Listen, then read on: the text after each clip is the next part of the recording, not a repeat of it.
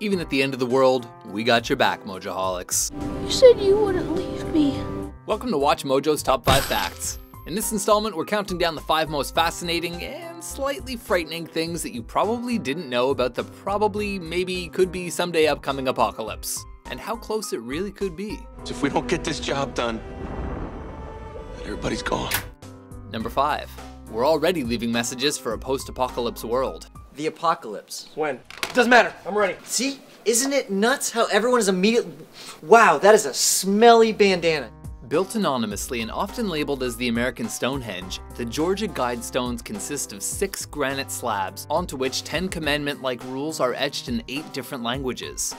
According to the stones, a future post-apocalyptic civilization should, amongst other things, cap the global population at 500 million, which is 1/14 of what it is now, invent a universal language, and leave room for nature.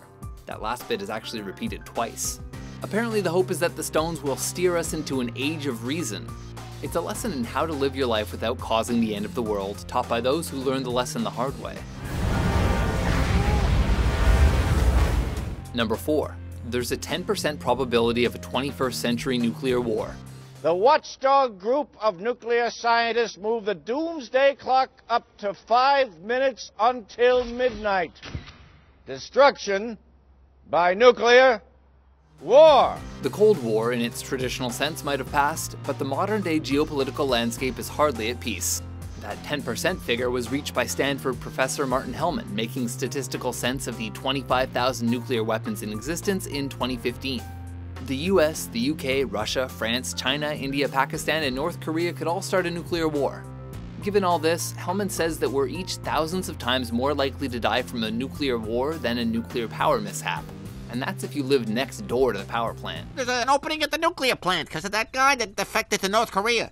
Good old Day-Ho. Used to give me the pickles off his sandwich, and all I had to do was let him copy some keys. Number 3. The real apocalypse won't be like the movies. Follow me! Of course, if the end really was coming, then no one would really be expecting Bruce Willis to actually save our skins. But as the apocalyptically clued in Crack.com points out, there are plenty of other reasons why cinematic Armageddons get it all wrong. So now, without rent payments or DMVs or lines or bosses or social etiquette in general, they are free to finally indulge in the one thing that we all secretly want the most. To just be selfish assholes. For instance, staying fed and physically healthy will be pretty tough. Even if you can hunt forest animals, you'd still be prone to malnutrition. We get it, the show doesn't work because people are suffering and we don't like the formula! Where's your vitamin C going to come from? And then how are you going to stave off scurvy? Or any other disease for that matter? You're probably more likely to die from a relatively simple but untreated disease than the actual zombies or what have you. So by the 3rd or 4th season, all those folks in The Walking Dead should really be walking and dead. Number 2. Apocalyptic predictions have a 0% success rate. Christians called it the rapture, but the Mayans knew about it, the Hopis, the I Ching, the Bible, kind of, beer. With around 30 of them forecast since the year 2000, we've really been spoiled when it comes to end-of-days predictions this century. However, none are yet to come true. That is, unless you're rewatching this in some kind of doomsday bunker in the year 2027, in which case, congratulations on surviving, thanks for watching, and don't forget to subscribe. So far, false predictions have ranged from American evangelist Harold Camping's claim that 3% of the world's population would ascend to heaven in 2011, to the much-publicized Mayan prophecy that the world would end on December 21st, 2012.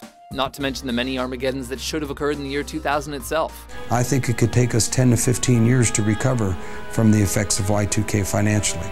So far, the prediction success rate is 0%. But that score can only go up, or remain constant. I'll take those odds. Number 1. If all else fails, the sun will kill us all. Oh, it's glorious. It's sublime! It's the single most important entity in our solar system in terms of achieving and maintaining life, but science says that the sun will one day bring about the Earth's demise. However, humanity may speed the process along a little by, say, blasting holes in the ozone layer, and generally causing climate change beyond that which is humanly manageable, but environmental snowball effect or not, the truth is that the sun will end us. It's estimated that in 500 million years, at most, it will be too hot to sustain life in its current state, and that in around 5 billion years, the sun will evolve into a red giant star, which will engulf, consume, and generally kill our planet entirely. Basically, even if the apocalypse isn't near, it is unavoidable. Take that, 0%. All is lost. We're all doomed. So, are you heading to the store to stock up on canned food? Sounds like the doomsday whistle. Ain't been blown for nigh on to 3 years. How do you think you'd fare in the aftertime? I feel like I'm gonna die. Until next time, if there is a next time, for more cataclysmic top 10s and generally disastrous top 5s, be sure to subscribe to WatchMojo.com. It's times like this I wish I were a religious man. It's all over, people. We don't have a prayer.